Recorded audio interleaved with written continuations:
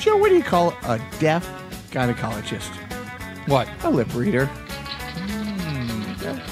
No, That's the thing that makes you go, well, I hope death is a woman. That way, she'll never come for me.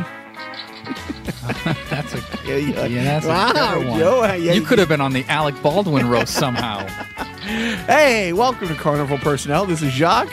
Joe here. And if you like that joke, well, that's it for this week. Yeah, that was the only joke. Pretty much downhill from here. Joe, how are you, my good friend? Sexy. That's the right answer. And I know it. You might as well just take off that Ghostbuster shirt because you are too sexy for that shirt. You know what somebody pointed out on Twitter about Ghostbusters is that they respected that Ray Parker Jr. did not want to, I guess, give in to the push to put the word Ghostbusters into his song, so much so that he never sang the word Ghostbusters. Oh. You know? He had some integrity. That's what we'll call it. So anyways, go on. Let's just throw it out there, to begin with. Kevin Conroy looks amazing for 80. Just looks absolutely amazing for 80. I remember months ago when you told that same line. Well, but now, it might have been a year ago, actually. I don't know. Right. But as we record this, national holiday, probably more important than Christmas, it is Batman's 80th birthday, and we will not spend a lot of time talking about that because we are going to do an entire sideshow. I'm going to everybody, especially Joe. It will drop on Thursday. Did you have any ideas for the sideshow? Did you read over my list of thoughts and ramblings I plan to go off on? I like how you use the smaller font for the one-page synopsis of notes for the sideshow coming up on Batman's 80th because you have a lot to say. Well, you notice that the rundown for this show is a lot smaller than normal because I'm like, we're not gonna, because this show might be shorter than the sideshow. I hope so. And you know what? God closes a door but opens a window. So shorter podcast, insufferable sideshow. I won't say insufferable. No, it'll be Fun great. Topic. And no, I had no thoughts, by the way, about the 80. I mean, I do like Batman, nowhere near as much as you. So this is your Back to the Future. This is your Ghostbusters. This is your Press Your Luck. You are going to put on the engineer Fred cap and drive this train known as the sideshow of Batman's 80th anniversary or birthday. You consider him a real person, so yes, it's a birthday. So if you were going to off yourself this week, wait till after Thursday. Enjoy. Maybe it speeds up the process. Yeah, I was going to say, what are you talking about? Maybe it's worth holding on for. So Joe. Continuing the loser fest that I've kind of been on lately, last week, 2 weekends ago, we spent a lot of time, we watched a lot of old programs like last week. Last week after I left here, it was Saturday, I went home, management was working an overnight. I got caught up watching a series of 1930 football movies. Oh, like... I don't know any 1930s football movies. Neither would I. I bring that up. I wasn't sure what to talk about now in TV and sport. They were all on TM Turner Movie Classic. TCM. Thank you. I can't. One of them was called Gridiron. Was it Gridiron Flash? I wrote it down. Gridiron Flash from 1937, and they talked. The pre-movie love talk, a little history of it. And it's true. It's like back then they used to make lots of wrestling movies or football movies, and they were really low budget, like kind of just crank them out type thing. And they talked about how unimportant the football aspect of the football movies were. And I actually said that recently. Like, how many bad football quarterbacks are there, and it looks like they're just Yeah, didn't we mention that last week in our brief synopsis of the Dennis DeYoung video where they were playing skins versus shirts in a backyard situation of football in the video, and Dennis DeYoung didn't exactly look like Tom Brady. He looked more like Marsha Brady. And so the guy from, Turner Movie Classics, who was describing it, said, you look at the guy's face, and Gridiron Flash, there was a college football. It was all college football back then. College football ruled day. We know the NFL is celebrating its 100th year. College football was the end all and be all. And in some respects, it still is. And this guy, clearly an actor, not an athlete, probably 5'6". And I will post a screen grab of his face because, as he was describing, he was more Jerry Lewis than Jerry Rice, and it wasn't a comedy. This guy was in prison, and somebody at the school got him out because they needed to win games, and it was kind of a con, and all that. But when he calls it Jerry Lewis, it's like, wow, I think Jerry Lewis stole this guy's bit. And then the really interesting one, it was called Saturday's Hero. The whole premise of the movie, and it is fascinating because we've talked about this. So this is 1938, this one. I think it's 1938. And the premise of the movie was a big college football star got busted because he was scalping. Every player got 10 free tickets to a game, and he was scalping them for $10. To live on. Mm-hmm. And the school, he got thrown out, and it was a big scandal, and, the authorities involved. And he wanted to bring the system down. Like and he gives this impassioned argument. He's talking to the dean and the football coach. And he was like, hey, college football is a huge business. College football, keep in mind, 1938, brings in $40 million a year. Everybody's getting rich. The radio, the stadiums where there's 100,000 people there, and the schools, the coaches, everybody is making money. And don't forget the pom-pom manufacturers and the megaphone manufacturers. Big money. It's funny because All-Star Tommy is taking me to UCLA game, and they still have the old, they have a guy in the old uniform with one of those megaphones. They have the megaphones with the handle attached to it. Yep. And the guy has to try out and audition for that part. He looks like Lyle Landley from the Monorail episode. And 100%, that is what it is. But he's going off about how everybody is making money except the players who are the ones getting hurt. And as soon as they get hurt, the college turns their back on it. Sure, some of the guys are on scholarships, but it doesn't cost you money to not charge them to come to these classes. They're in classrooms with 200 people. What's another warm body in the room? But the schools and he's going off on how many people are making money. Here it is, truly 80 years later, and now college football, as I just mentioned, as big as the NFL is, it is not the NCAA. The NCAA dwarfs the NFL. I mean, there are 32 NFL teams. I do not know how many NCAA Division I schools there are, but I know there's a football game. There's 5 hours of football games on 4 different channels every Saturday. What do you think is more corrupt and larger of an organization? And I'll give you 3 options: the NCAA, the Olympic Committee, and FIFA. What do you think? Those are that's the holy trinity of evil, sports organizations. What do you think is the most corrupt and over? Without a doubt, NCAA, and I'll tell you why. With FIFA, at least the athletes are paid and very well known and treated great for the most part. If they're not being murdered by their own governments. Right. or their fan base is for an own goal, like they were in Colombia back in, 88 or 92 or something like that. No, but the NCAA, it's true. And then you got shitholes. This was a big conversation the past week where Tim Tebow was, on ESPN arguing against players getting paid. It's like he came from a really, really rich family. He's doing incredibly well. And he's somebody who hasn't played college football in 10 years. The Florida Gators, are a big program. I don't know. They play in front of 60, 80,000 people, 6-7 home games a year, whatever.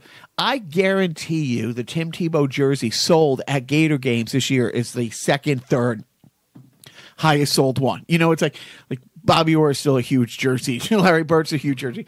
All this stuff. And he doesn't get any money for that. But you go down all the other players. I mean, it is true. There's at least 3-4 times as many Div 1 schools, and I'm not going to go down the whole litany of it, but the fact that these players still do not get any compensation. And yeah, in the old days, in 1938, when it was bringing in $40 million, a year, they bring in more than $40 million every single week. You think about somebody like Michigan State. I think they play in front of 110,000 people, and even if there wasn't national TV, but they are on national TV a half a dozen times a year. And their coach, Harbaugh, he gets somewhere in the neighborhood of $10 million a year. Literally $10 million a year to coach kids who are getting, let's carry the one, zero. You mean a fine education is more like it. I don't mean a fine. I said Michigan, right? All right. But seriously, it was just, that's another topic for another day, but it's sad that here's this movie 80 years ago talking about what a problem it is. That's before TV.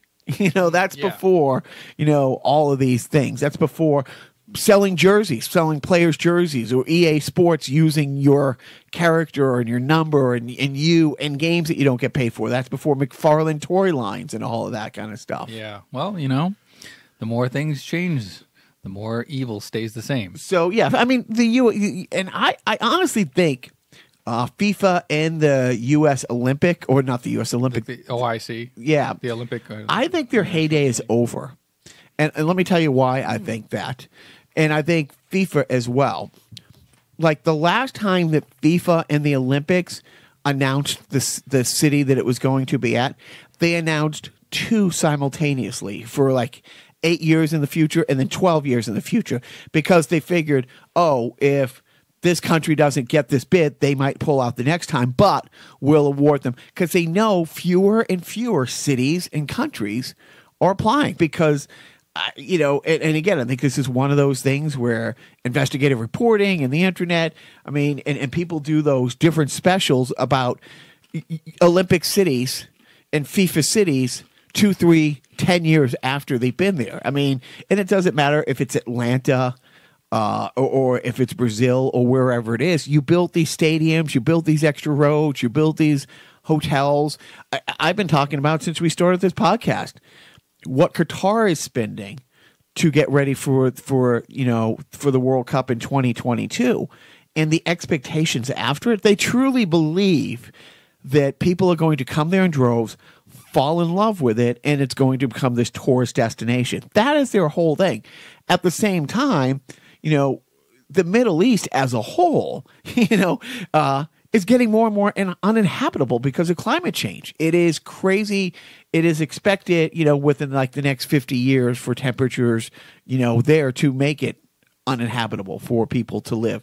So the billions and billions and billions that tiny country is spending, they're building 5 stadiums. There will not be a need for one. I mean that. There will never, those 60,000, 70,000 seat, air-conditioned dome stadiums that they're building, I can't envision, because they're not going to get the Olympics because of so many reasons, because of the scandal that went into them getting the World Cup and the bribery and the grifting and the deaths with the workers.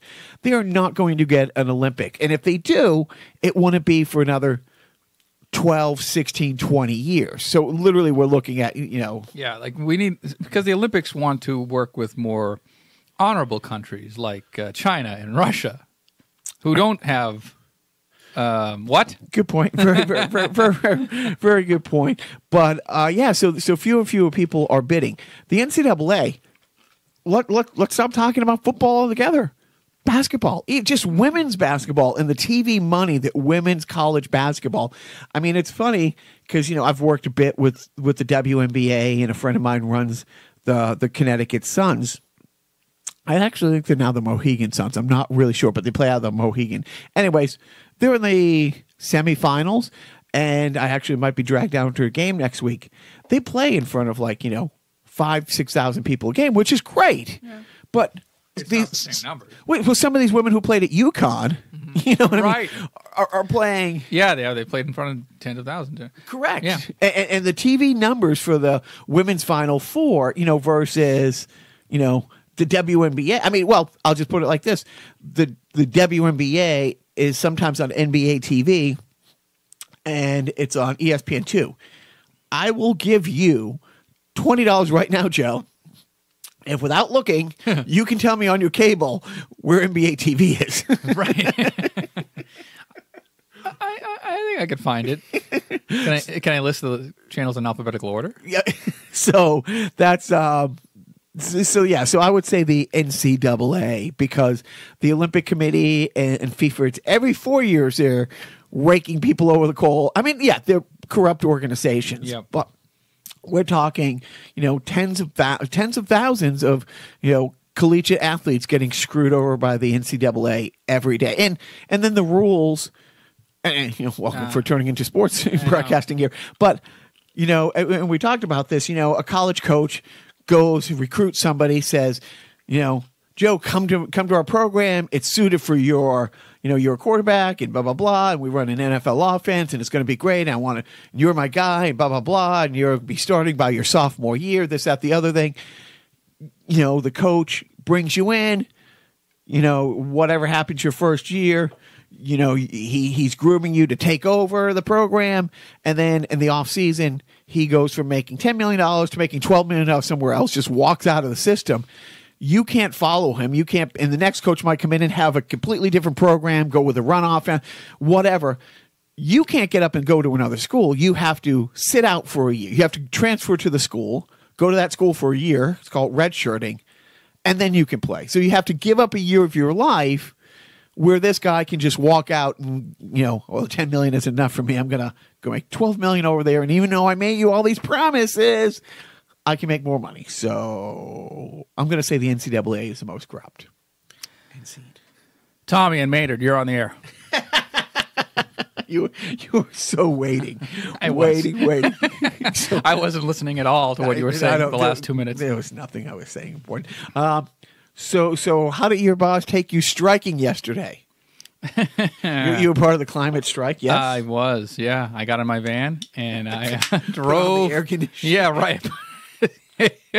Well, if you're going to take a nap in a vehicle, you got to have the AC running. So I had seen, and I've seen a bunch of people like verifying it. This girl, Greta, this climate champion. She's like 16. She's awesome. Has Asperger's. She started the climate strike last year. Her. Right. It was like her in a sign. In what country is she from? The one over there, overseas, not here. But you can take a sailboat here. Is America?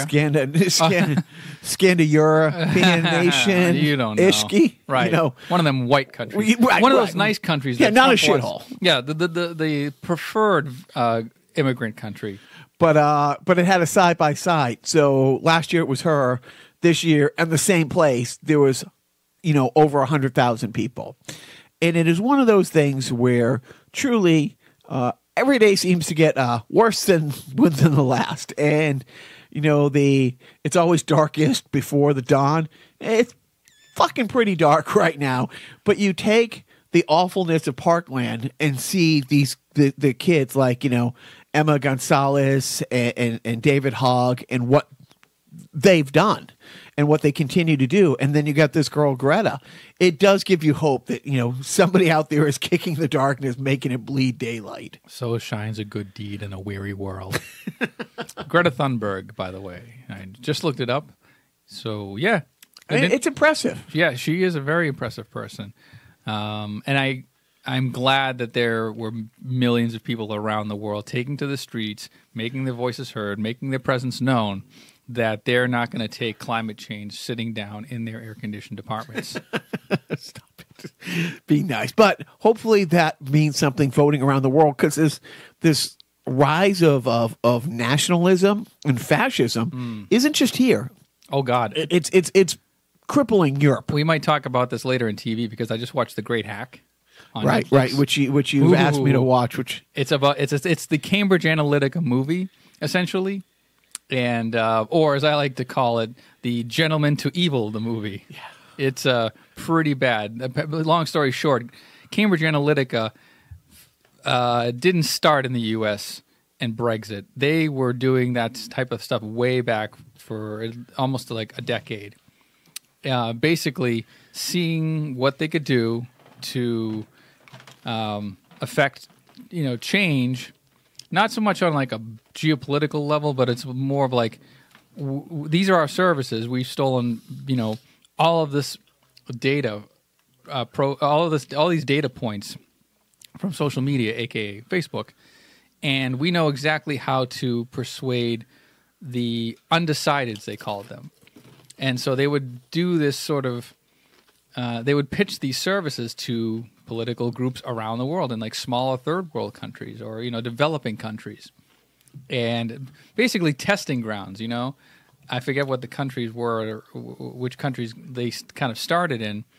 But, you would see like these more conservative movements start in other parts of the world. And then finally, when they knew they got the hang of it, they're like, okay, now let's try the U.S. and England. But it's worth a watch. I might not even talk about it. It's too depressing. But watch The Great Hack on Netflix. But thanks for texting me the other night telling me, hey, watch this. You're pretty depressed. Yeah. This will really... No, I knew you. No, you were riding high on the Antonio Brown saga. Oh, God. We will get into that. Yeah, I know. I'm jumping ahead. I'm teasing you. But I do want to say that it's like I am impressed with these kids who it does give you hope because we're going to get into the awful and every day it does seem to get worse. And I don't think I'm exaggerating. The march to dystopia is it's a sprint. It's not a march. It's a full out sprint. Question, and this is picking up steam. Why? And I don't know the answer. Why is D.C. not a state? I don't know. It's been, it's like one of those things where for years, and by years I mean 100 years, it's been why is Quebec not its own country? It's like that's gone back and forth. But there's now this new push because D.C. people in D.C. can't vote. It is truly, finally the bumper stickers are coming out and the new rallying cry is it's taxation without representation. If you live in D.C., you pay federal income taxes. You pay, property taxes and all these things. But it is truly taxation without representation. I wonder if it's because when Washington, the nation's capital changed so many times. A handful of times. It was in New York and in Buffalo or whatever, Atlanta and Philadelphia. Right. There was a time where Buffalo wasn't just a shithole of nothing. And I'm guessing Buffalo. I think Buffalo, if my memory serves me correctly, was once the capital of the United States. But it landed on D.C. and I think maybe they didn't incorporate it as part of they wanted to keep it independent of the states because it was the capital of the country, and most people worked in D.C. Like nobody lived in D.C. They just they worked in Virginia and Maryland and stuff, and they just all met in D.C. and then they said, oh hey, there's real estate here, maybe we should build something, and then they built houses. But I don't know. Well, what's interesting is it's been talked about off and on for years. Now there's a real push for it. And I think the push is coming from the left because truly, we've talked about this so many times. There are states out there that no matter what happens are going to be as red can be. And why? Why do the Wyoming senators have as much power as Kamala Harris? From California. California has... Well, isn't that the whole point of the Senate is this sort of like that... That's the whole thought process about the Senate is that, originally, right? Yeah, is that every state has equal representation regardless of its population in one house, of the bicameral Congress, right? But it's been so perverse, that the fact that honestly, you have a state like California, and I'm not going to look it up, but I know it has over 40 million people. Wyoming has 500,000 people, and so. If there is with like a climate change thing. If California really wants to move ahead and get federal dollars to start fighting climate because they're a coastal state, the entire, it's the longest state. Maybe Texas or Florida. I should be careful, but I think California probably has the most coastline, in the country. Global warming and sea rise, affects them more than any other state. Why should the two senators from Wyoming be able to hold up, funding or be able to hold back? It's one of those things where if there's 300 and, let's round it up to 400 million people in this country. And, the representation, people representing 300 million of those people are beholden to people in Wyoming, in Iowa, and Montana, right, and stuff like that. It's like the one person on Twitter that can get a guy fired from Saturday Night Live. The one, right? that's actually pretty. That's actually pretty good. But that's so. Oh, did we just cut out? No, did you cut out? Yeah, I don't hear anything. Oh, I hear me just fine. I don't know. Well, you should hear. Testing. Oh, there we go. Yep. Yeah, it's your cord. I've been telling you to cut the cord, Joe. Cut the cord. We have a situation where Washington, D.C., like I said, 750,000 people. Wyoming has 200,000 less. And the pushback from the left to not make it a state is, I'm pretty sure D.C. would go, would put two senators from the Blue Isle, column in there. Why isn't Puerto Rico a state? Why isn't Greenland a state? These are the questions. Oh, it will be. Mm-hmm. It will be. It's funny you mentioned Wyoming because, yes, Wyoming is the most arid, desolate, spot in the United States. Next sign, 50 miles. Right.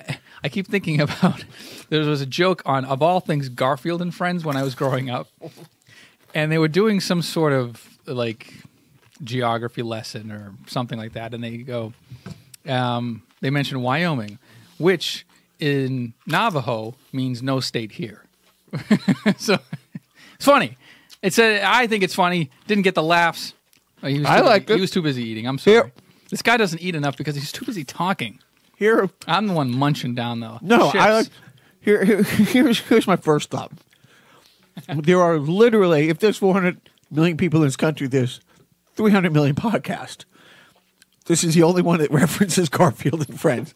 Period. The end. And I'm glad we do. It's what distinguishes us from the rest. It's what raises the cream to the top. Have you actually seen an episode of Garfield and Friends?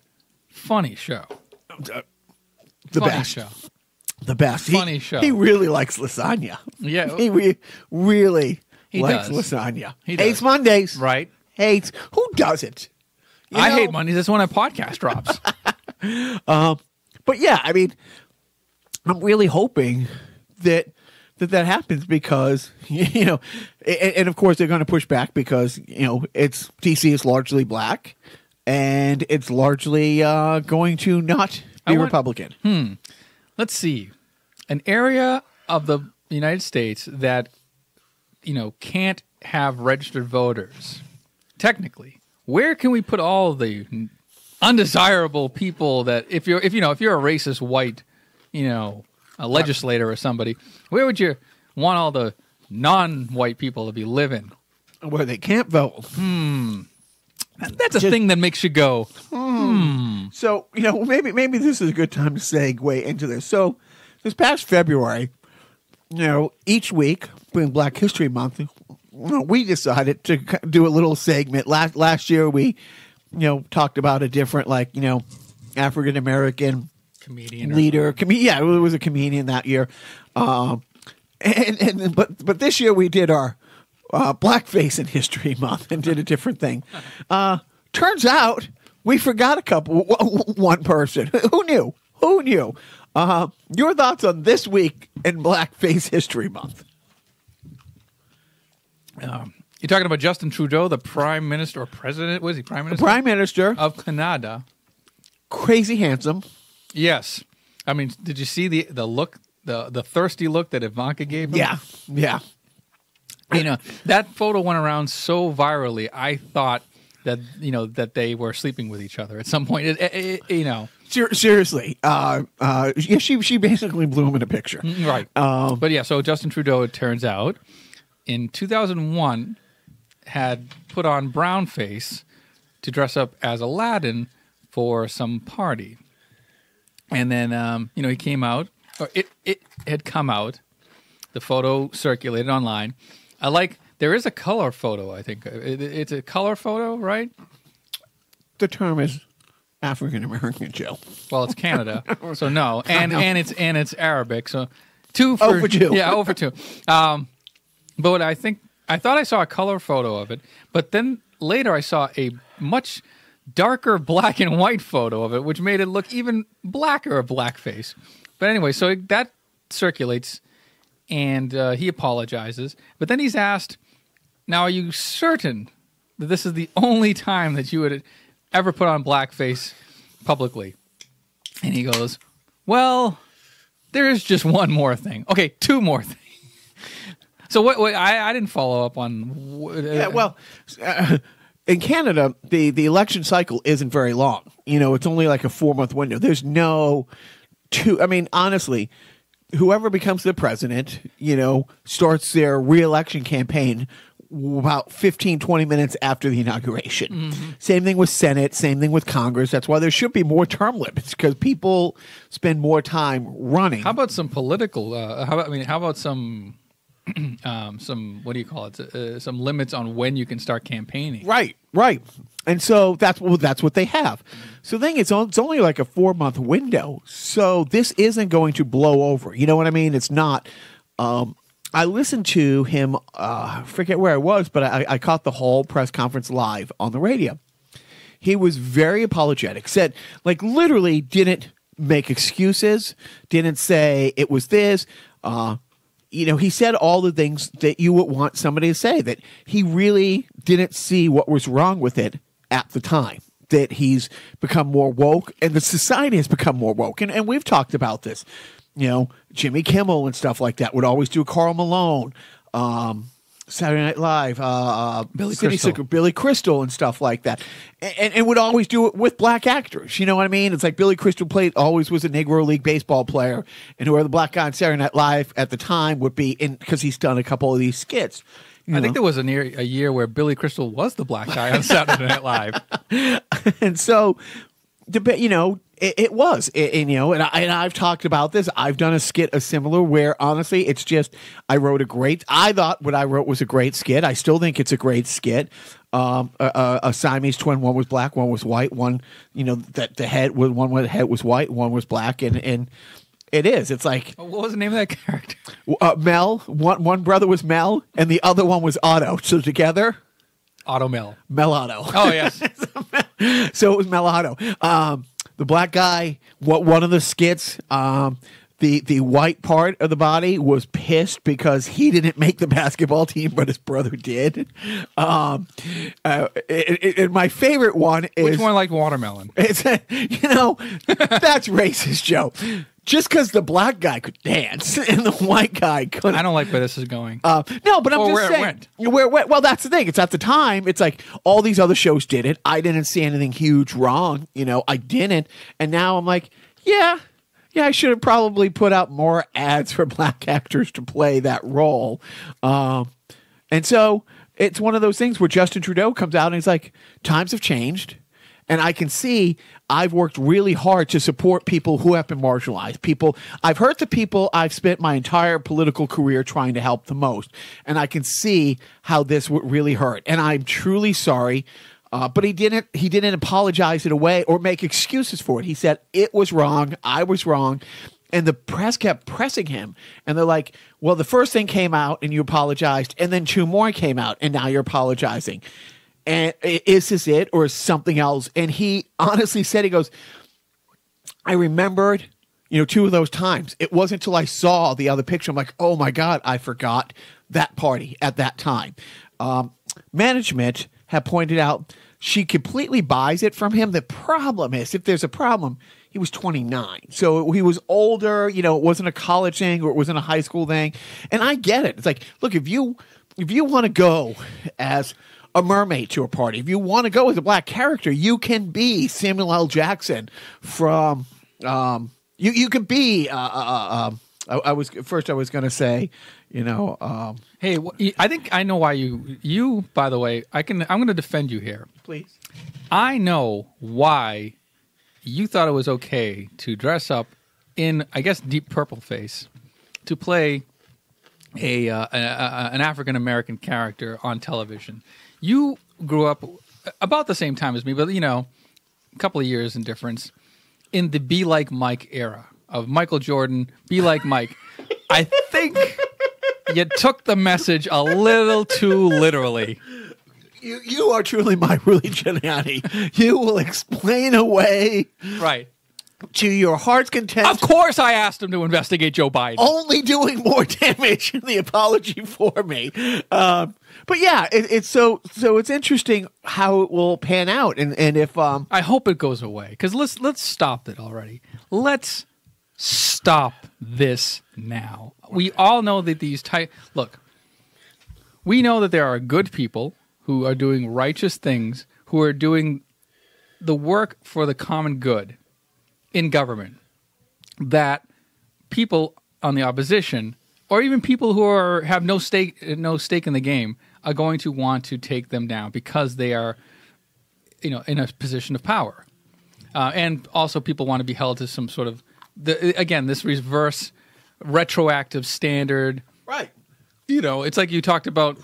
Patton Oswalt, Patton Oswalt commenting about a play. He saw a movie from like 1959 that took place in 1859. Right. And how their standard, they were applying 1959 standards or whatever, or they were not being politically correct, but because that's the way it was in 1859. Yeah, there was these women who he went to a screening. It was a big retro thing in Hollywood. And these women like, oh, sure, the women folk are just going to clear the table and go do the dishes while the men folk talk. It's like, that's what happened. Yeah. Yes. It was bad. And it was what it was. It bad? Right. It was bad. It bad or was it was? It was what it was. It was bad, but it was generally acceptable by the by the men who ran. But what I'm getting my point is this: is that if Justin Trudeau, he's not Roy Moore. He's not a guy who is still of the mindset that he would still want to lure a young girl. He's still a segregationalist. Yeah. Like Roy Moore wants segregation. Right. These are people that you want to take down. These are people that you want to get the gotcha for. That you want, and also not to only expose things of theirs from the past, but to shine light on the person that they are today. Now this Justin Trudeau thing, yeah, it makes a good picture if you're going to want to take down somebody like him, but it doesn't do anything. It doesn't do any good. Like, I don't understand why what's the end game for those who want to see him fail? Why would even people who are on his side. Right. Why would you want to now he can't be our prime minister because he did something bad that has nothing to do with the person he is today, and he's also doing things actively, for the good of people who he might have offended at the time. You know what I mean? So it's just Justin Trudeau is out there fighting for the people of the First Nation, fighting for, African Canadians. I don't know the term, but I guess we'll go with that. Well, I don't even know that. My one black friend from Canada is from Jamaica, so right. Whatever. The black community. He's fighting for the black community. Maybe he did something stupid 20 years ago. Right. He did something stupid 20 years ago. He did something not stupid. He did something insensitive 20 years ago. The other side is actively burning crosses on those people's lawn today. So they're saying, vote for me because I'm going to really be awful to you, and so but it's not a Canadian thing. You can't turn on MSNBC or the Huffington Post who are attacking Joe Biden or CNN, attacking Joe Biden every day. And whoever the front runner is, I talked about this a few weeks ago. Over the span of 3 weeks, the Huffington Post leadoff story was attacking Cory Booker, and the next day attacking Bernie, and the next day attacking Elizabeth Warren. And they want to do we are fair and balanced. We're going to hold our side as accountable as the other side. Fuck you. Fox. That's what Fox News is doing. Fox News isn't tearing down Trump, Lindsey Graham, Mitch McConnell, any of those people. Your job isn't to. Corey Lewandowski is fucking on CNN all the time. He just testified this week. I'm jumping ahead. Testified this week in Senate and was called out for lying on CNN. And he said, I don't have an obligation to be honest with the media. And then CNN has him to follow up his comment. It's like, fuck you. CNN, fuck you. CNN, they hired Corey Lewandowski about a week after the Trump campaign had fired him, which was about 2 weeks after he was brought in for questioning by the Florida police for manhandling a female CNN reporter. He literally roughed up, pushed her out of the way, and not by accident. It was on camera, it was all these stuff. It didn't raise to the level of assault, according to the state of, Florida. Surprise, surprise. But here he is manhandling, verbally attacking and then pushing a CNN female reporter. 2 weeks later, after getting fired by the Trump campaign, they hire him as a correspondent. What the fuck are you doing? So this whole thing is why would the Canadian, press that might be more left-leaning be attacking him as hard as the right side? And it's the same thing. It's oh, well, we're journalists. We have integrity. We have our job to do. It's dude. You're grabbing headlines. Do you want to do you want Trump running your country? Yeah. Do you want Brexit? Yeah. Yeah. Bolsonaro from Brazil, those types of assholes. And you know what?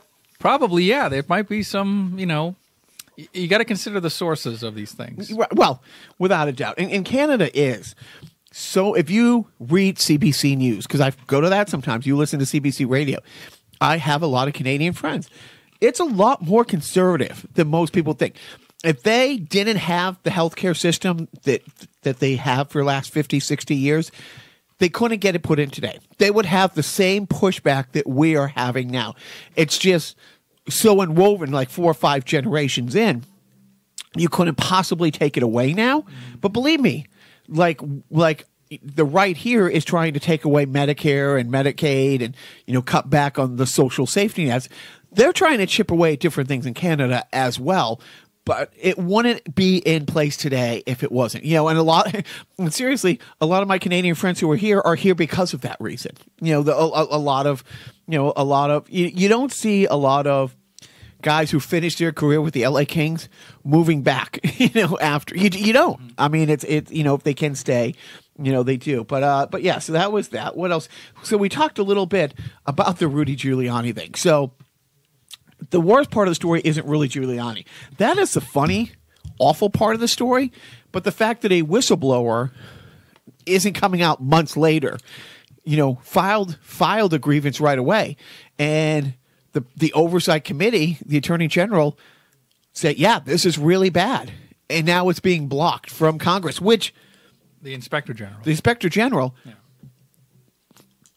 Congress wants the material from the inspector general, and it's being held up by the Department of Justice.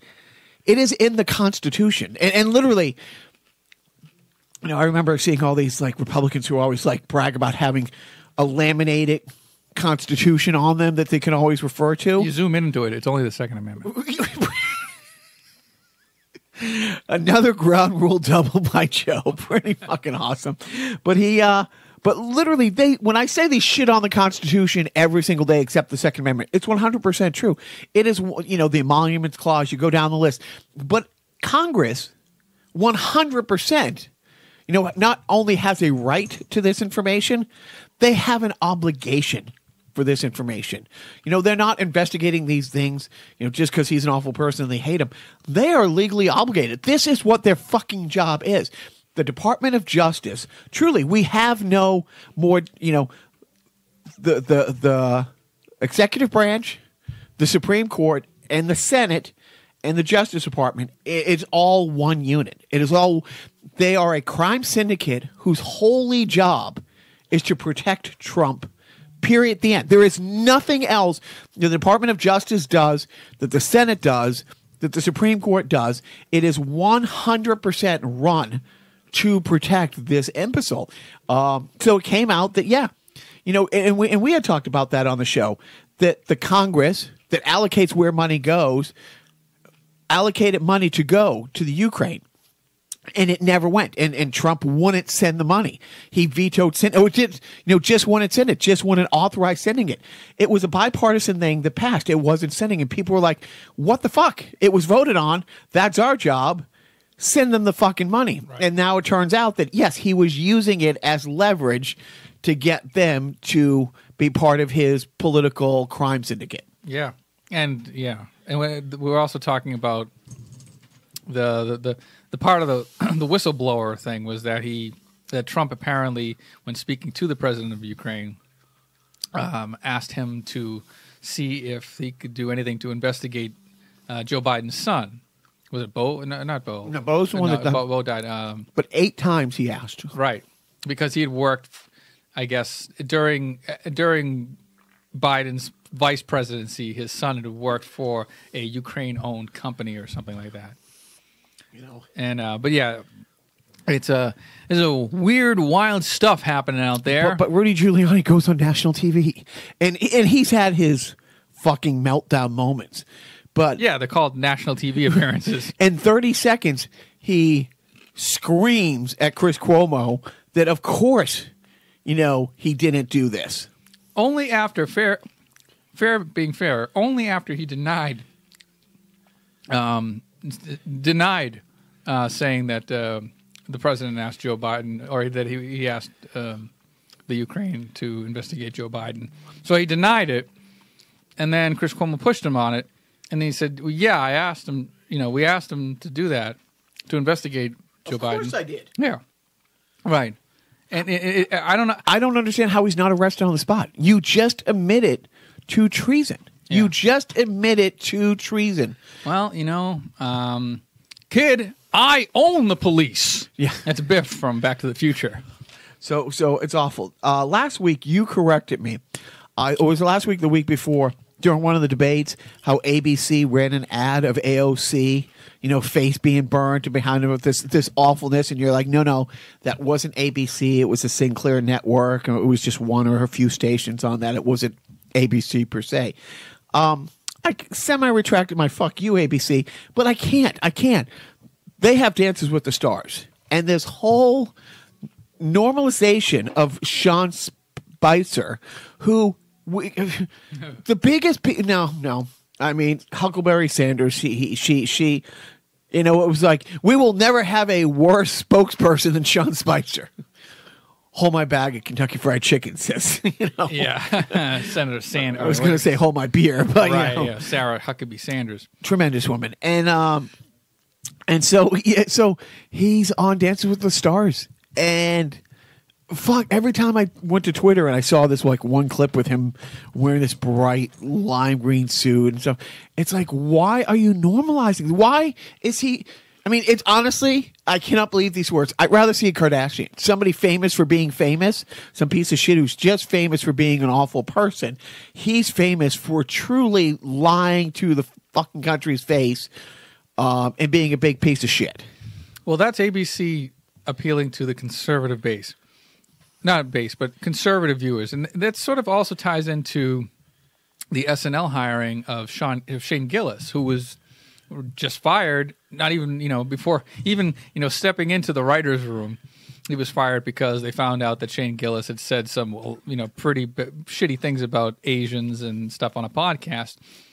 But they hired him because they wanted to get more conservatives watching Saturday Night Live. Admittedly, that's kind of what the point was to hiring Shane Gillis, because he's kind of like a right-of-center guy, stand-up comedian, tells it like it is, kind of guy.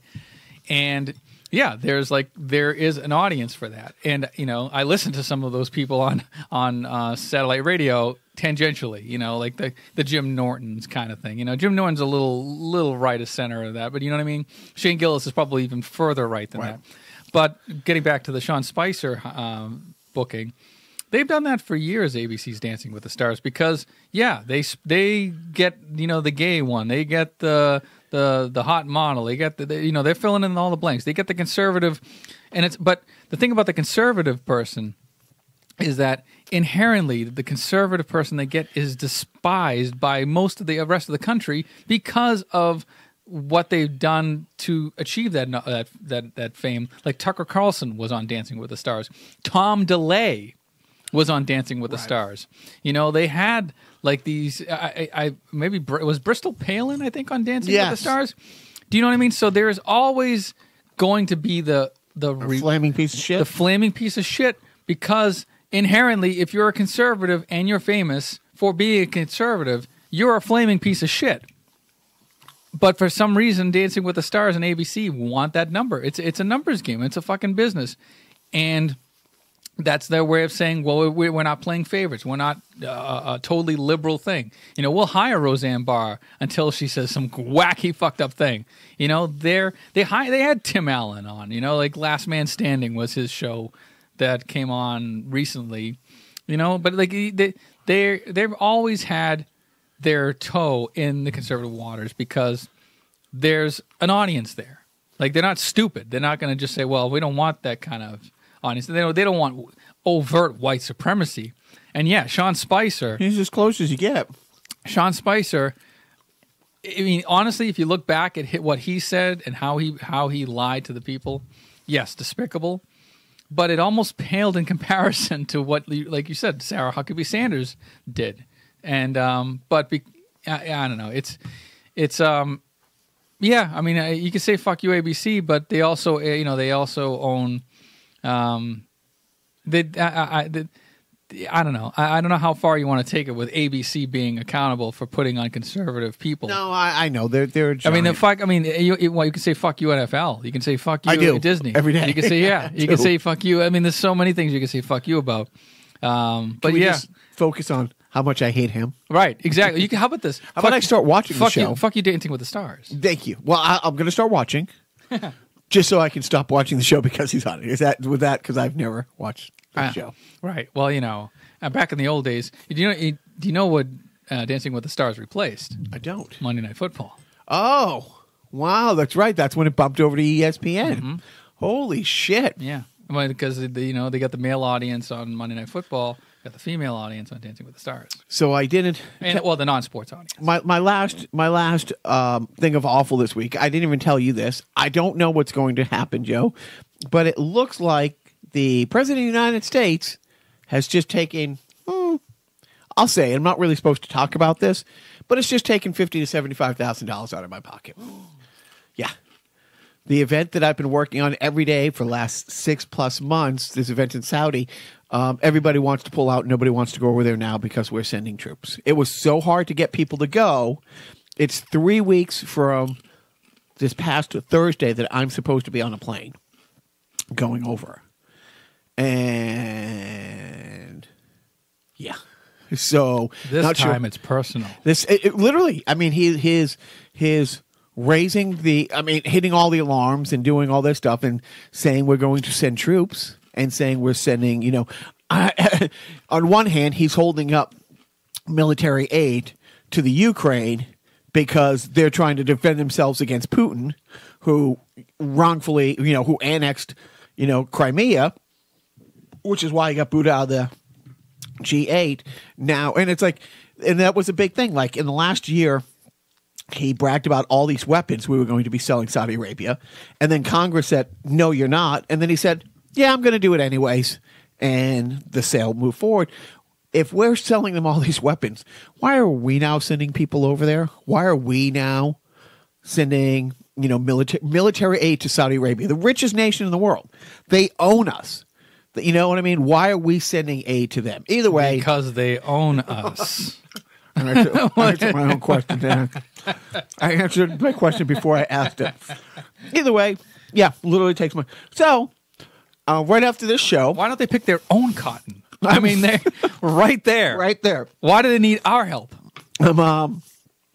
I'm pretty much going to go to the rickety stool and rope store right after Sold out, baby. Sorry. Did you get the last one? I bought the whole damn thing. You want some rickety stools and ropes, you're going through me. So on that happy note, here's the defunct sponsor of the week. week after week, the Cape Crusader copes with the tricky traps of vicious villains. Will the time arrive when the Cape crime fighters come too close to the jaws of death? Holy metronome, what a fate! Punched in the player piano rolls. Watch Batman in color on ABC.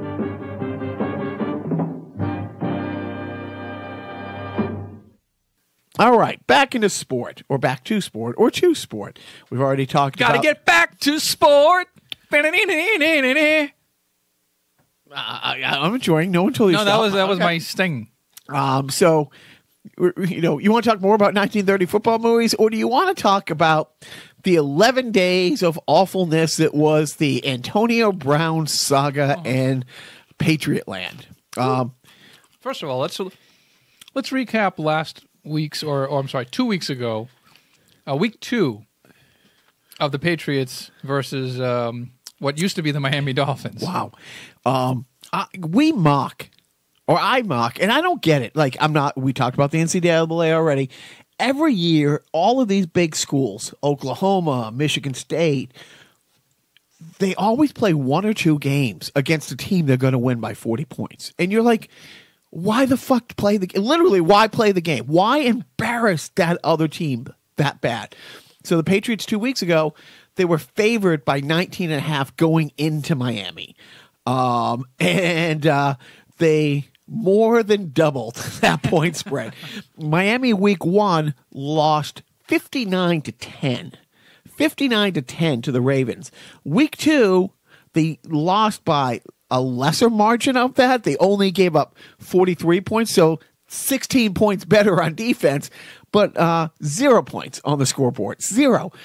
And the Patriots didn't play great. Like the first quarter was like 7-0, and a couple missed opportunities.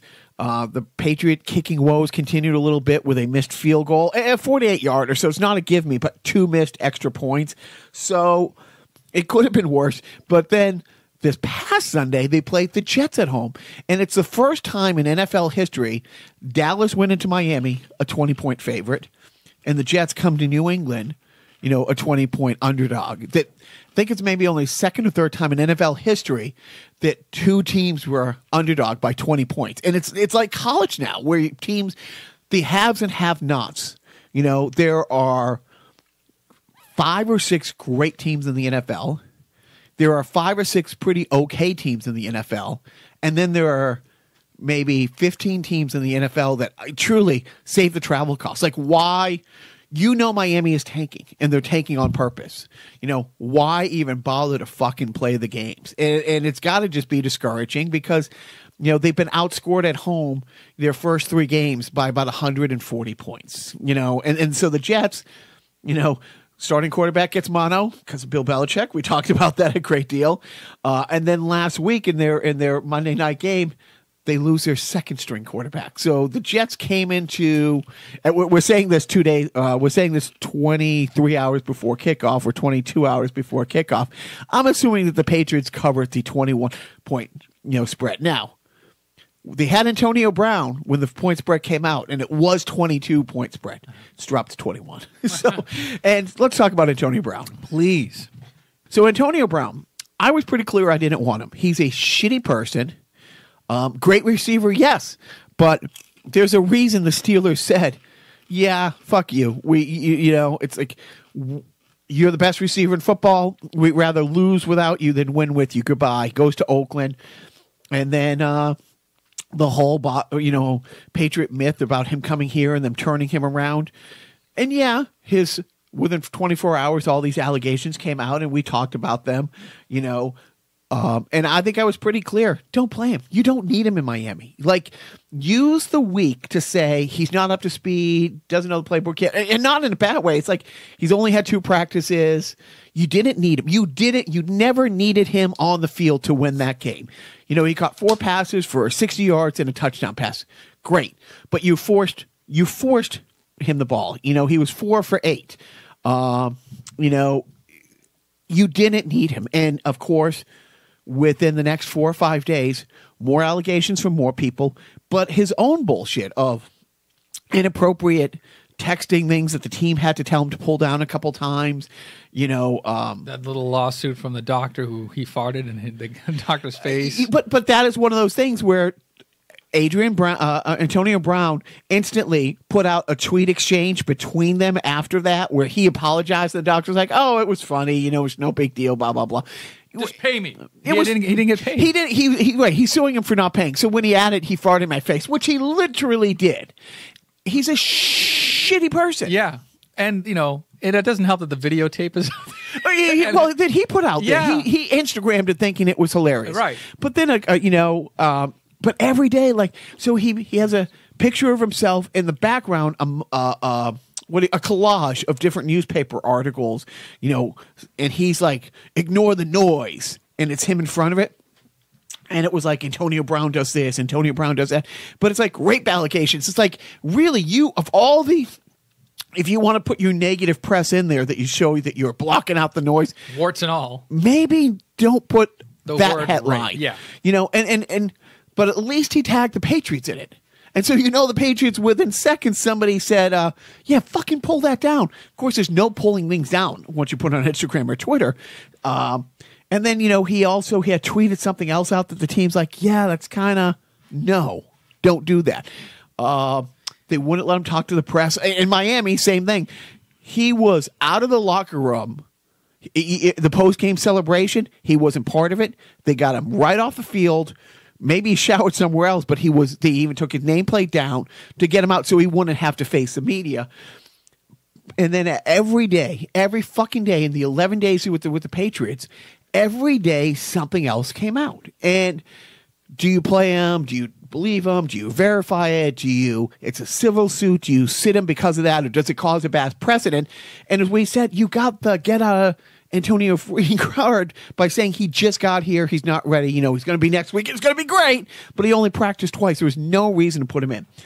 And just like we said, it's like either this blows up next week or it goes away, but something else will come up. And of course, another allegation came out. A woman in Sports Illustrated. There was the doctor and a bunch of other people. Yeah. This is how he stiffed me in business. He owes me this.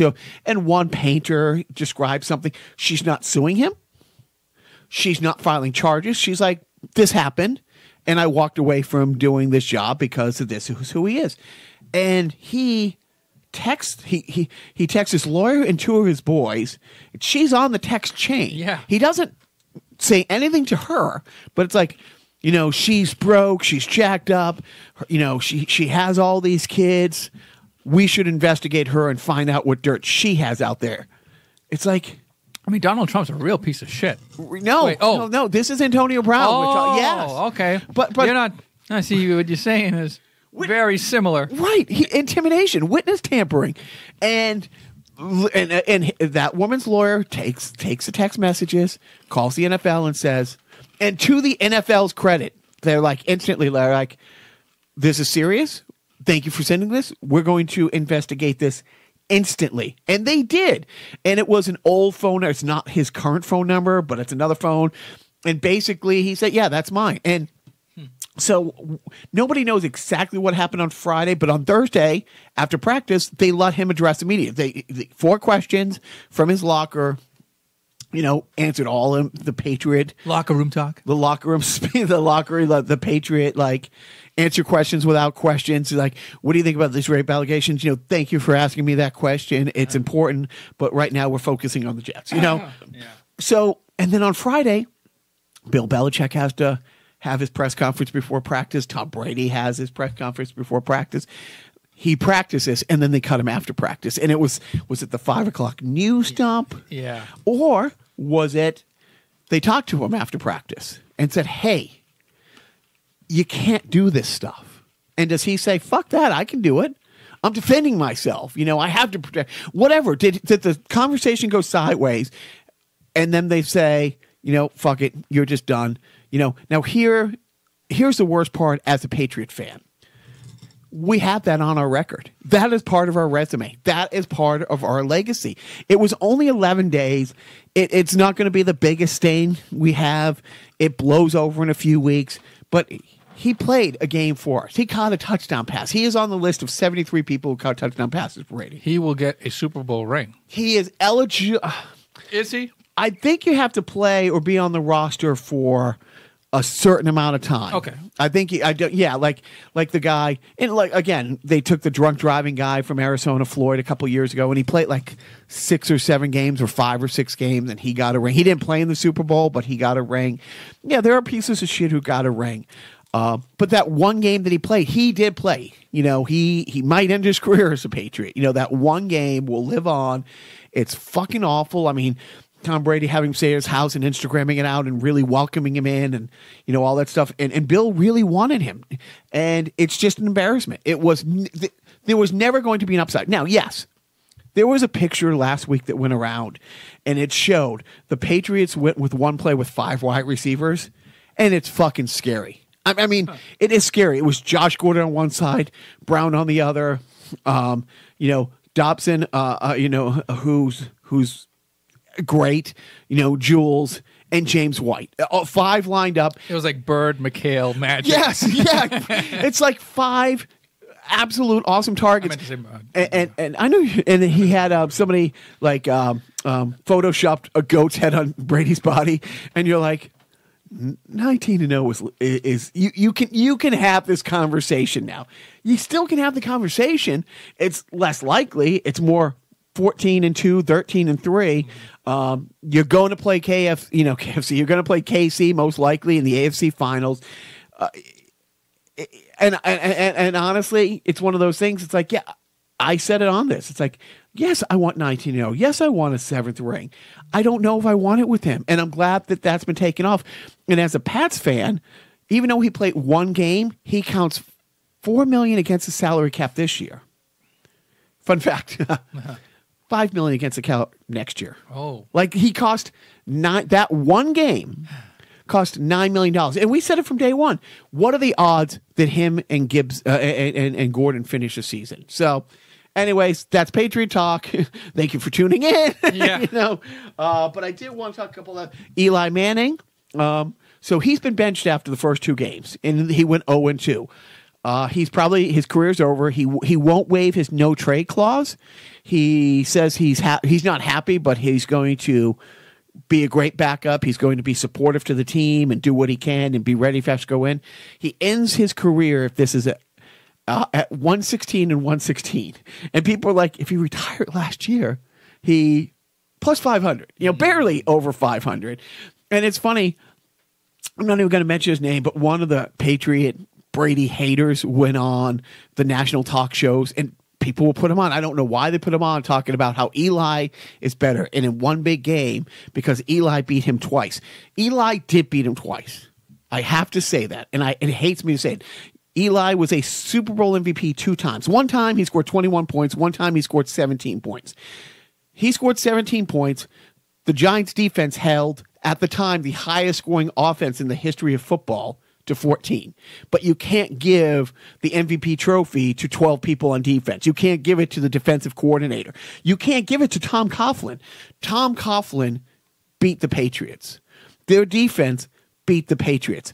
Eli Manning didn't lose the Super Bowl. He didn't throw he was in the first game threw 2 touchdowns and 1 interception. But he didn't throw an interception late for a pick 6 like his brother does.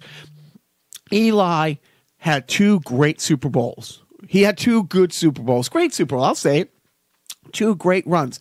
Never won another playoff game. In 16 years, he had 2 seasons in which he won playoff games. 14 years, he didn't make the playoffs 9 out of 16 years. More than half the time he didn't make the playoffs. And 4 times he went one and done. The only time he won playoff games is those 2 years. And then the argument was like, well, he beat Tom Brady in those 2 games. It's like, Tom Brady won 6 times so far and counting. Tom Brady's won 30. Tom Brady has played in 40 playoff games, which is more than 27 teams in the NFL have played it. More than 27 franchises. He wins 1 more game, he will have more win than 26 NFL, or 27 NFL franchises have. But go ahead and say that. And then the argument of, is he a Hall of Famer? Because he's 7 all-time in touchdown passes. he's played 250 games. He's going to have those numbers. He's thrown 6 most yards. Well, he's played 250 games. He's going to have those numbers. But he's never finished in the top 5 in any statistical categories. It's longevity, because they should have got rid of him 5 years ago, 4 years ago. Think about that. He won that second Super Bowl in 2011. It's 2019. He's not won a playoff game since 2011. And he's held on to his job because he's a Manning, because New York liked him. Never top 5 touchdowns, never top 5 yards, never top 5 any category except interceptions. He's finished number 1 in interceptions 2 or 3 times, in the top 5 like 5 or 6 times. So is he going to get in the Hall of Fame? Of course he is. He played in New York, A. He's a Manning, too, and yes, he's won 2 Super Bowls, Those 2 Super Bowls are like Al Bundy's 4 touchdowns in one game. Polk High. That's right. You can't say it unless you do the pose. You have to. There you go. Yeah. I'm going to stop talking about sport now. Okay. Because what do you want to talk about now? I want to talk about. This is your show. I'm just here for the ride, baby. And this is all you. Random video game. Well, before we get to that, gaming. Anything this week besides? Yes. Oh, look at you. I'm sitting back. Let me get my soda. Uh-huh. Let me get a few M&Ms. Sit back and relax. A little ASMR for you. This is this is me talking in my voice of, I don't know what I'm talking about. Anyways, so I did pick up a new game. It's a new old game. It's a remake of an old Game Boy game.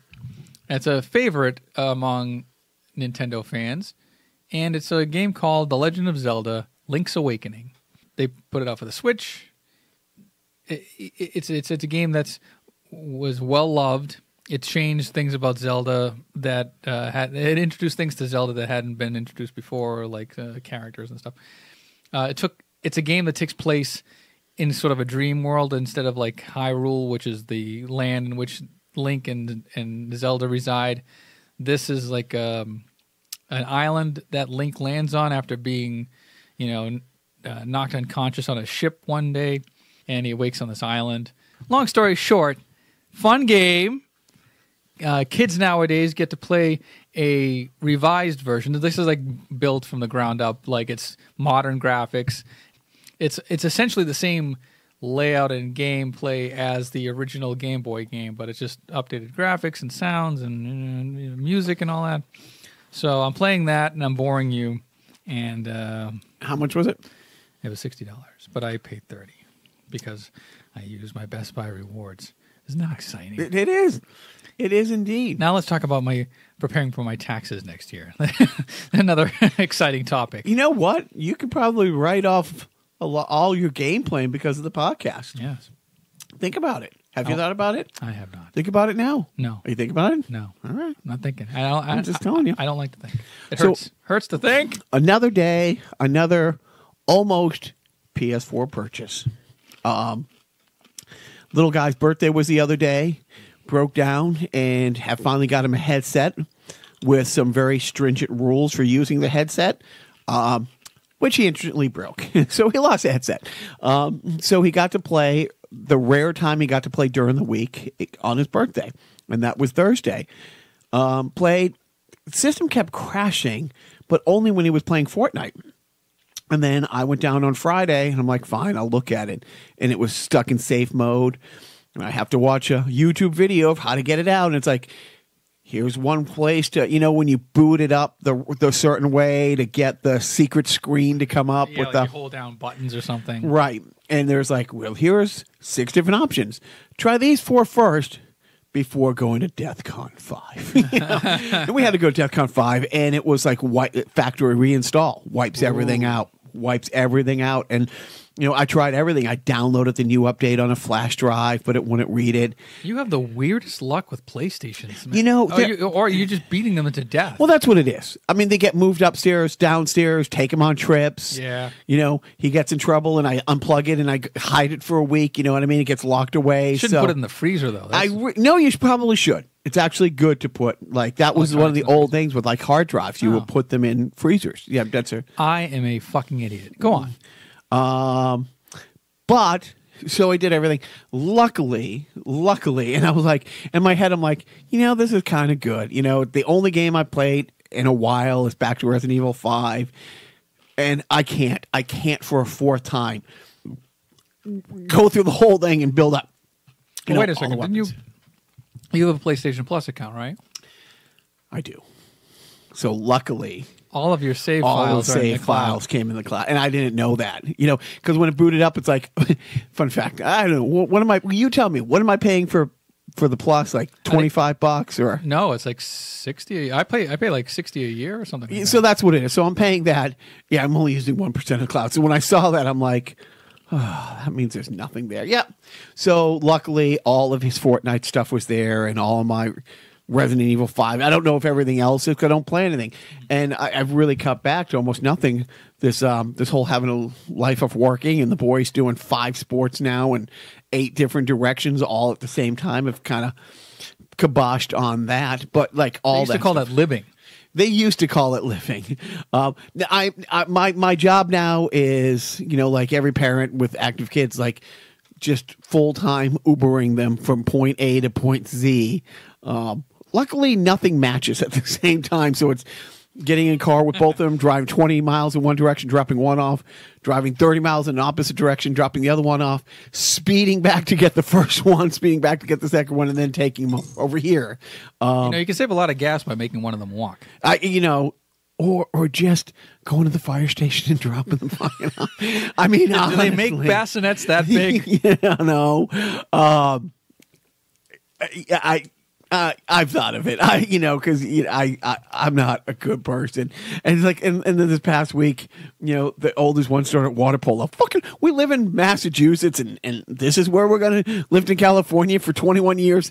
Never saw a water polo event. Now I'm sitting at this place, and I'm like, but he likes it. It's it's great for him. He gets out of the pool, just exhausted, which is what you want. Anyways, so not really playing, but there's something wrong with his Fortnite game that it keeps the Fortnite keeps crashing. I think that had something to do with it. Do you have a hard disc? Do you have an actual disc? No. Backup? Oh, it's all electronic. Yeah. I don't think there is a Fortnite disc. I think it's only downloaded. I'm a fucking idiot. It's so now, and it's like. So his birthday was the other day, and it's like, and then today, so give him a $25 gift card, on top of the new controller, the new headset, and all this. He downloads whatever, and now it's Batman Day, and all this new Batman stuff, and he's like, well, can I get more V-Bucks? I'm like, oh. It's Batman. Yes. It's like, fuck. And I always remind him, it's like, so how much does this free game cost me?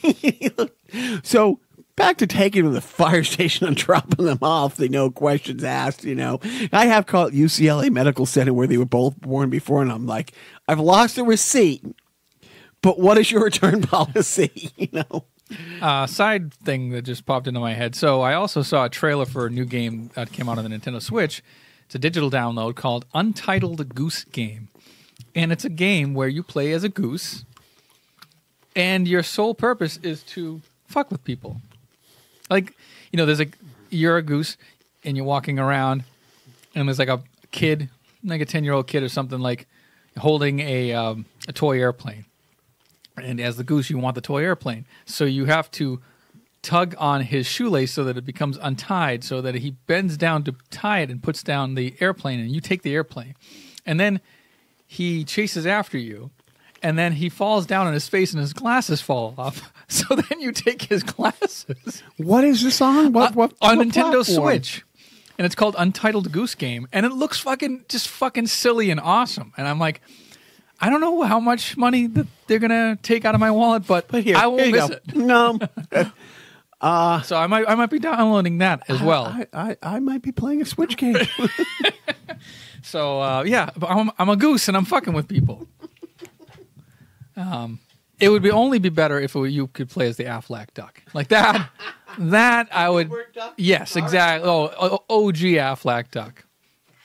Are there others? Except no imitations. So Jacques decided to get up off his sweet ass and pull a game off of the shelf for no apparent reason that is in my Nintendo Entertainment Collection for this week's insufferable random video game review. And my eyesight is getting poorer, but it looks like it's.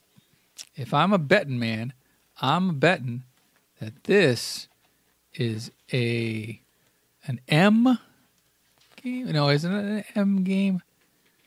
Let's see. What is it? Not Little Mermaid. It says it might be an L game. Excuse me.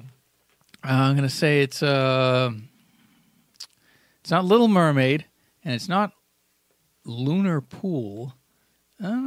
Is it Lunar Pool? He gave me a look when I said it's not. It is. I thought I was looking at it. I can't see so good. Lunar Pool. Made by FCI.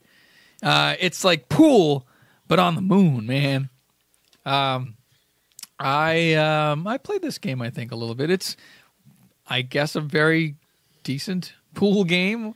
Have you ever played a pool game on a video game system before? Ever in your life? Have you seen one? Must have, you know. Like they have like the overhead shot of a pool table and the setup, and then you have to aim the stick, and then it draws like a little like a dotted line as to where your ball is going to go and the trajectory. The few times I play pool in my head, I see it as a video game and I see the line and stuff like. It doesn't help. I'm not good at sport, but you're great at math, and that's really all it is geometry. I mean, that's all. It's geometry and physics, and I think a little chemistry, maybe some botany. But you know, I'm getting off the point. But Lunar Pool, I guess I'm assuming that this is a decent pool game for Nintendo. Whoa, you're guessing? Yeah, because I haven't played it. I don't know what I'm talking about. But at least you own it. So, according to Pat Contry's book, Ultimate Nintendo, Lunar Pool is a 3.5-star game, not too shabby. This fun and interesting spin on the classic pool game features oddly shaped tables with interesting angles and adjustable friction, and apparently it takes place on the moon. The goal in single-player mode is to sink all the balls before progressing to the next table. Yeah. So, Lunar Pool. It's and the cover art is nice and 80s. Actually, the person who wrote this recap, his name's Ian. He said that the cover art comforts me. It's nice to see that in a future where we all wear tight spandex and live in space, that a simple game of pool is still a common way to unwind. And if you didn't already own this gem, what do you think you'd be shelling out for it, Joseph? Well, let's see. Now that this podcast is dropped, I'm sure the price is going to skyrocket. But as of this recording, I'm going to say that Lunar Pool would probably set me back $8 American. Yeah, well, with shipping, we got $4.95 and another $2 for shipping. So close ballpark. Actually, yeah, that's about $7. All right, not so bad. It doesn't say if it's Canadian or not. So it has a dollar sign next to it. Shut up. What they have dollar signs? Yeah, but they put the C next to it if it's Canadian. That's Celsius. Oh yeah. What? Right. All right. So we are done with all of this. No, there's more. Did you watch anything this week? Did I? Well, Big Ears. What is Big Ears? Oh, guy comes home from World War I, and he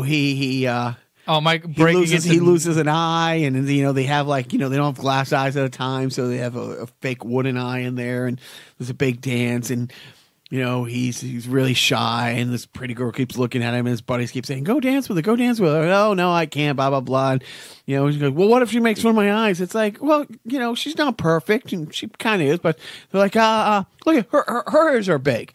And so he conjures up the nerve, and he walks on over and says, hey, would you like to dance? Would I? Big ears! That's like the oldest one I think I tell. So hi, welcome to Carnival Personnel. So I think every time, when I hear would I it's like the third grade. I instinctively yell, big ears! Yeah. We might not need to do a sideshow about all the things that we instinctively say when we hear other things said. Like we can't say the number 9 anymore. 9! Cigarette Mein Fuhrer? 9. Or if when I'm leaving a room, when I turn off the light, I have to go click.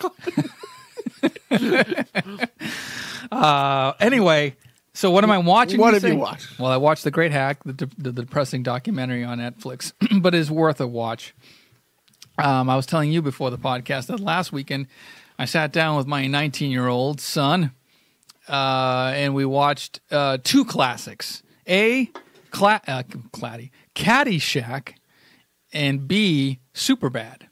Superbad got a lot more laughs out of my kid, but actually deservedly so, because it's a little bit of a funnier movie. It is. Yeah. It is. I mean, laughs per minute, There's a dry humor that comes with Caddyshack. There's sort of like a nostalgic humor, like, oh, that's the way they used to act in those days, and that's the way. And it's Rodney Dangerfield, and now I got time out for a sec. No, please. This is the same son who watched Where's Rodney with us the week before. How did he react to Rodney Dangerfield and Caddyshack? And did you let him know this was his first acting gig?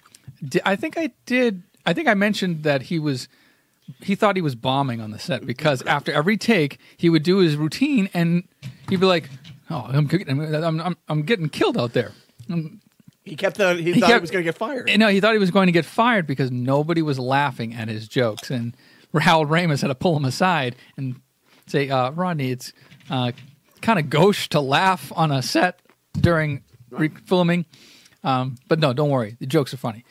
But he liked it. He really he enjoyed, like, he laughed at pretty much every zinger Rodney Dangerfield had, like, especially during the dinner scene.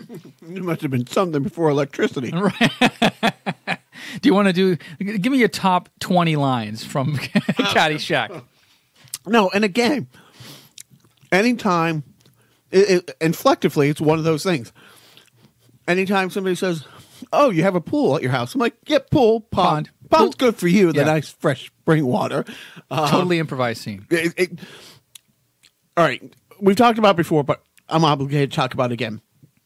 They hated each other. Mm-hmm. Like they came to fisticuffs, and I actually heard recently they re-aired the interview that Chevy Chase did with Howard Stern back in 2006 or 7 or something like that, maybe 2008, where he talks about coming back to host SNL and John Belushi building up in Bill Murray's head, basically made up shit about Chevy Chase and how he was a piece of shit and how he disrespected the cast and all this stuff. So already Bill Murray, not knowing really what happened with Chevy Chase that first season on Saturday Night Live, which was essentially nothing. Like, I don't know what, there was some bug up John Belushi's ass.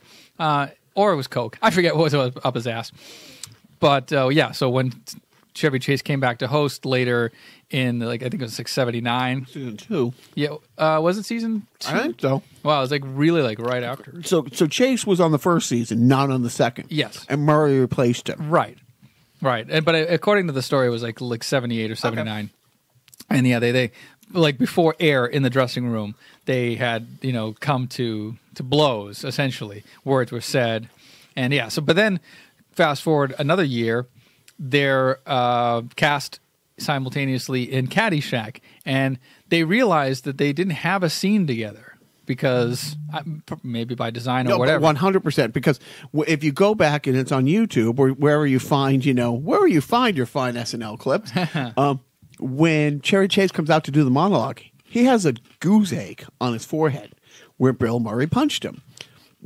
Literally knocked him down with a punch. And so they're doing this movie. It's on the heels of Fletch. It's on the heels of Stripes. They are the number 1 and number 2 comedic actors going. They're running away with it. Yeah, they have both come off huge. And I think it's Fletch or it's something. Caddyshack was 1980. So Fletch was like 83. 80. Okay, so whatever he had done, we'd have to go back and look. But they both had done movies outside of it that had done really, really well. Bill Murray, I think, did Meatballs, which is great. Meatballs too? Not so much. But I think he'd done Meatballs, and Chevy Chase had done there wasn't the big breakout movie. No, he had done something. Okay, I'd have to look. Right. We'll do a sideshow on it. Anyways, and no, there wasn't a scene, and the studio called Ramis and said, "We can't. You have the fucking number 1 and number 2 comedic actors, and they're not in a scene together, make a scene. Make a fucking scene. And so, and they hated each other. They were never on set at the same time. Different shoot days. And you've seen the documentary. I mean, it was a nightmare shoot, torrential rains. It kept getting rained out. It was like a 6-week shoot that ended up taking like 4 months. Yes. One would have to leave. Like, so Bill Murray, maybe, I forget what Bill Murray was shooting, but they only had him for 4 days or 5 days. Every piece of footage shot that has Bill Murray is in the movie. There was no editing room. Yeah, there's no cutting room floor. The cutting room floor was Bill Murray free. And a lot of his scenes were just the whole where he's hitting the flowers. It's in the hole. That's not in the script. Cinderella story.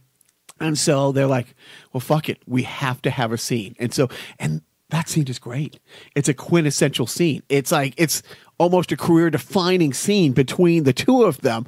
They never talked between takes. They never talked before or after. It was just like improvised on the spot. They're in the zone. They're on film. They're being watched. They're being paid, and they're being professional. And man, it's one of the best scenes. Just one of the best scenes. Now, if we can only get De Niro and Al Pacino in the same room. It kills me that they're not in the same scene. They didn't shoot the end scene in Heat. It's edited together. Anyway, so it's funny that your son had watched Where's Rodney with us last week. Yeah. And then Caddyshack, and then Superbad, funny movie. Great movie. You got to rewatch it. McLovin, stop him! And his fake ID, isn't he like 40? It's like whatever it is. Hawaii license. And by the way, Google what he looks like now. Not too shabby. Oh, really? Yeah, nice. and it grew out of it. And then the other thing I watched, which I almost texted you about, but I didn't want to. I already depressed you with the Great Hack text. I didn't want to depress you with the ABC special on Phil Hartman. Oh yeah, no. It was a 2-hour thing. It was called The Last Days of Phil Hartman. The first hour was like a mini biography leading up to like murder suicide. Yeah, the murder suicide. And the last hour was basically like the last week of like, and they had interviewed Andy Dick and Julius Sweeney, a couple of other people like a couple other people who have worked with Phil Hartman, like the Al Jean and Mike Reese from The Simpsons, did their things, and it was. I recorded it and I fell asleep towards the end because I think I willed myself to sleep because I didn't want to see that. He was shot in his sleep. Are you sure that was the way you wanted to go? I don't own a gun. You don't. Right. Yeah. He didn't either. I know. But apparently, he the first part of the documentary, or whatever you want to call it, basically touched on his first 2 marriages and how he was, one of those guys who loved to fall in love, loved to tie the knot, be a serial monogamist, but then immediately it's all about the work and escaping, buying his toys and his boats and whatever and planes. He had like a private plane, and he would just sort of skedaddle out of relationships and become very. Whoa. Let me enjoy that for a moment. That wash over, let that sink in. Okay, go on. You're right. And so when he met his last wife, Bryn, they talk about how she wanted to be an actress and this and that, and they had her brother being interviewed, and from what I understand, he kind of half defends her in the final part of the special, which I didn't see, but I kind of read about. And it's one of those things. It's like that poor guy. He can't come to terms with the fact that his sister had emotional issues, psychological issues, mental issues. Well, you already said she wanted to be an actress, so yeah, right. I pretty much covered it. But then obviously she had a drug addiction problem as well, which didn't help things. And but he can't come to terms with the fact that she ended up being a murderer. And so kind of a downer. and I wanted to share that with our listening audience. And this is after you watch the Cambridge Analytica thing, right? I did. Yes, and you're still with us today. You know what? I'm just a coward. I'm too afraid to. Yeah. Right. Yeah. Anyway. Well, me. So I already told you, like last weekend, I watched those two 1930 football movies. Obsessed with the Patriots this week and the Antonio Brown thing and all that stuff. So this week, the rare time I had to sit and watch something, it was just me. I needed a break. So I watched the first ever Monday Night Football game from September 1970. I watched it in its entirety. I think I sent you a screen grab. I was like, fuck you, NFL Network. It describes the game and it says, and Joe Namath and the Jets come up short against the Cleveland Browns. I'm like, oh, fucking spoiler alert. I did watch the whole game. I tweeted like at the NFL Network during watching the game. I'm like, this is great, but where's the yellow line to tell me where the first down marker is? It was interesting to see a football game without those lines, but with all the bells and whistles of games you see today, I think the only thing that I missed was not having the score and the clock. Yeah. That was it. No, right, because when they did, by the way, I like when the old time Chiron effects of like posting the scores, because they're basically superimposing like a real scoreboard onto the screen. And it's all kind of bleeding over each other. The text is not exactly the clearest thing to read. And it takes up half the screen. And it was Dan Deerdorf. Dandy Dan. You're right, Dandy. No, it was Don Meredith. Sorry, Don Meredith. Don Meredith, yeah. It was Harwood Cosell. And O.J. Simpson. No. Oh, no. O.J. Simpson was later. I think he was at UCLA at the time. I think he was 1970, right. Yeah, I don't think he was playing in the NFL yet. I don't think he came to the NFL like 76 with the Bills. Oh, God. No, but it was great. It was really great. It's killing me. I can't think of the third guy. Oh, it wasn't Frank Gifford. No, he was still playing. Yeah. But it was great. And, Namath is another one. Namath, going back to like Eli, shouldn't be in the Hall of Fame. Namath won a huge game. Namath's game, the Jets, and I'm sidebarring, because this was a year after the Super Bowl that he won. Super Bowl III, Namath, again, he didn't lose that game. He played fine, but it was a huge upset. It legitimized the AFC. It legitimized the NFL. It's probably one of the most important games ever played. It is. It's in the top 5, probably the top 3 most important games ever played in NFL history. Other than that, he had a 1 touchdown to 2 interception ratio for his career. He was under 500 as a starter. But it was a great game. It was interesting to see a game in which quarterbacks could get hit. It was more passing than, we kind of think of, passing with the West Coast offense and really later years with the Montanas and the Bill Walsh and stuff like that. It was great. I watched the whole game. I did. I watched, the little guy, the youngest guy stayed at work with mom. The oldest guy was Saturday, so he could play his game. So it was just me, a free Saturday night. And Howard Cosell. You weren't over to watch failed sitcoms from the 80s and early 2000s. So I did. I enjoyed Monday Night Football. And if they run it again, it's definitely worth a watch. Keith Jackson was the other. Keith Jackson, thank you. The play-by-play guy. Thank you. But it was great. It was only that first year. Frank Gifford come in the second year. Oh, okay. So, yeah. Good for you. I love watching old TV, man. And I love, that's the one great thing about the internet and technology now. It's just like that sort of like instant time travel to years past and just, just sampling that sort of like fuzzy memory. Like, I think this is what I remember about this certain thing that I saw on TV. And then you go, oh, yeah, it's a lot worse than I remembered it. And it was Monday Night Football. And Rich Eisen did the lead up to it. Talked about, Howard Cosell being his idol, talked about what a risk it was to put a game on primetime, to put a game on Monday night. It was a huge roll of the dice.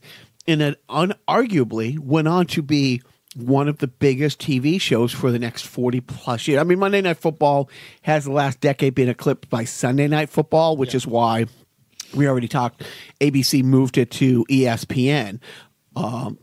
But it's still, I mean, it's like such a part of our lives. But it was great to see the first one. It was a huge success.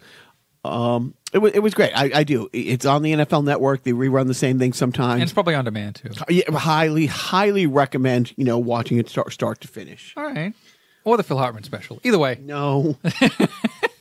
Or if you want to listen to our Phil Hartman special, dig back in our archives. We did a sideshow about Phil Hartman about, what, 5 years ago, was it? Yes. Well, it shocked the shit out of us because we're like, it was the 20th anniversary of his demise, and we're like, no, that's not possible. It's implausible. Right. Yeah. I don't know what the reason was for this particular special on ABC, except for making me want to cry. Right.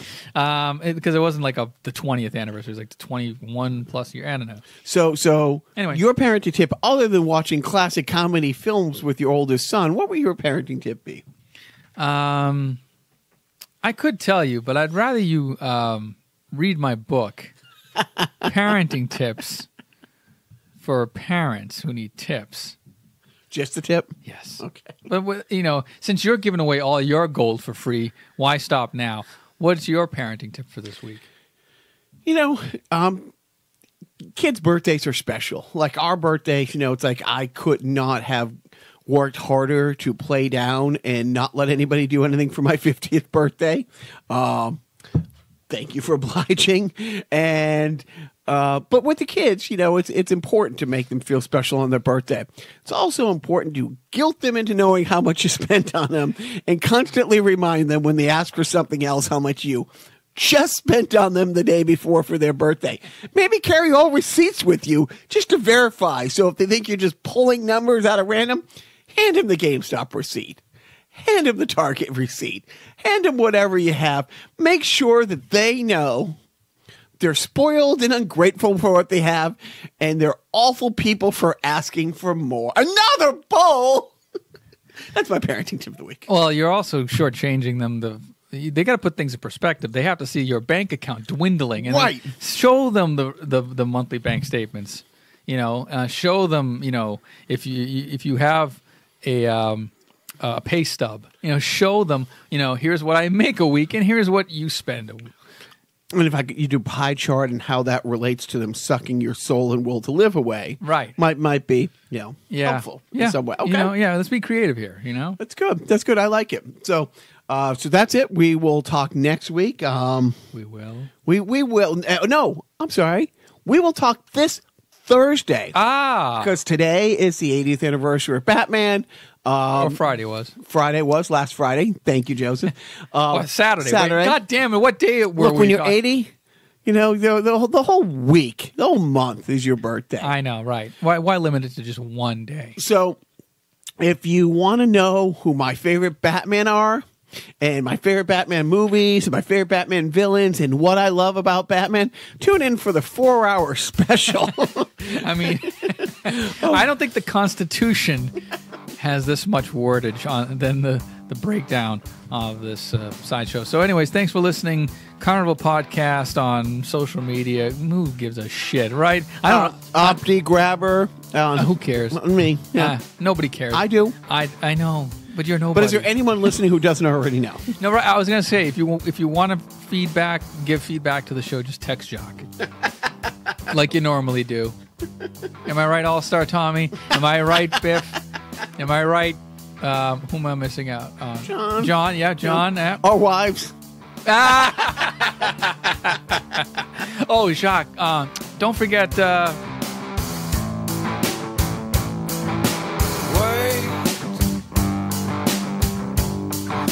Try to think of what to say to maybe make you wanna stay. Something clever, something better than wait. So thinking if we talked a while, and I could maybe make you smile, and you wouldn't want to leave.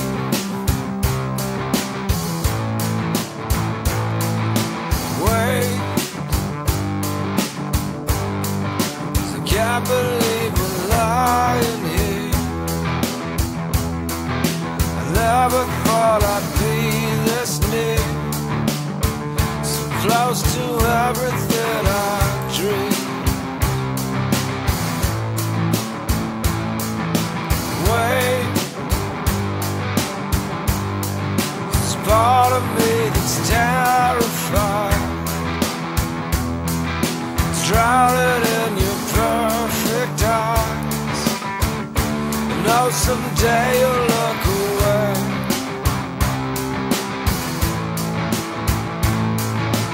Wait,